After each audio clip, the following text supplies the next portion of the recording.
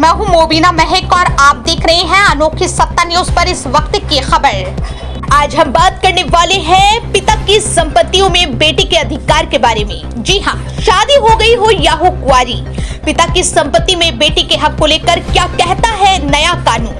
पिता की संपत्ति में बेटियों के अधिकार को लेकर अक्सर सवाल पूछा जाता है। 2005 के कानून के बाद बेटियों को बराबरी का हक मिला है, हालांकि कुछ स्थितियों में उन्हें हक नहीं मिलता है।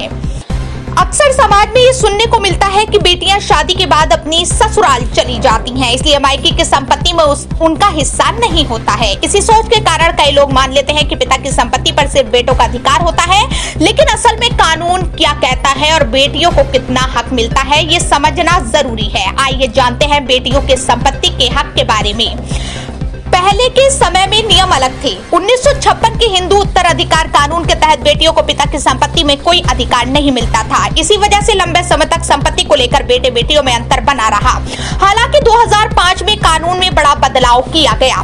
नए नियमों के तहत बेटियों को भी पिता की संपत्ति में बेटों के बराबर अधिकार दे दिया गया। अब बेटियों को बेटों की तरह ही बराबर हिस्सेदार माना जाता है और उन्हें बराबर का हक मिलता है।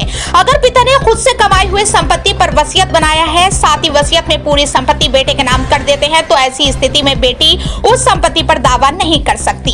वसीयत के अनुसार ही संपत्ति का बंटवारा होगा, लेकिन अगर कोई वसीयत नहीं है तो कानून के अनुसार बेटी भी बराबर की हकदार होती है और वो पिता की संपत्ति में अपना हिस्सा मांग सकती है। अगर पिता की मौत 9 सितंबर 2005 से पहले हो गई है और संपत्ति का बंटवारा भी हो चुका है, तो इस स्थिति में बेटी पिता की संपत्ति पर किसी तरह का क्लेम नहीं कर सकती है।